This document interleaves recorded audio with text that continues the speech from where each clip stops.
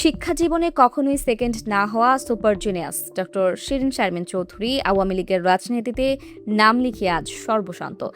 আজ কি করুণ অবস্থা তার!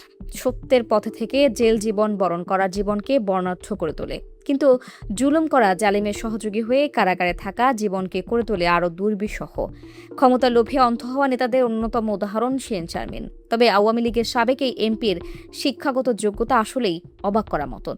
শিরিন শারমিন চৌধুরী বাংলাদেশের ইতিহাসে প্রথম নারী স্পিকার ছিলেন। তার বাবা ছিলেন বাংলাদেশ সরকারের সচিব রফিকুল্লাহ, আর মা ছিলেন ঢাকা কলেজের সাবেক অধ্যক্ষ। বাংলাদেশের একটি স্বনামধন্য পরিবারে বড় হয়েছেন এই মানুষটি। 1983 সালে ঢাকা বোর্ডে এসএসসি পরীক্ষায় সম্মিলিত মেধা তালিকায় প্রথম হন। এইচএসসিতে সমগ্র বাংলাদেশে মেধা তালিকায় শীর্ষস্থান অর্জন করেন। 1989 সালে ঢাকা বিশ্ববিদ্যালয় থেকে এলএলবি ও 1990 সালে একই বিশ্ববিদ্যালয় থেকে এলএলএম-এ ফার্স্ট ক্লাস ফার্স্ট হন। শিরিন শারমিন একজন কমনওয়েলথ স্কলার। যুক্তরাজ্যের এসেক্স বিশ্ববিদ্যালয় থেকে আইনে পিএইচডি ডিগ্রি লাভ করেন। 1992 সালে সুপ্রিম কোর্টে আইনজীবী হিসেবে যোগ দিয়ে 15 বছর কাজ করেন অ্যাডভোকেট হিসেবে।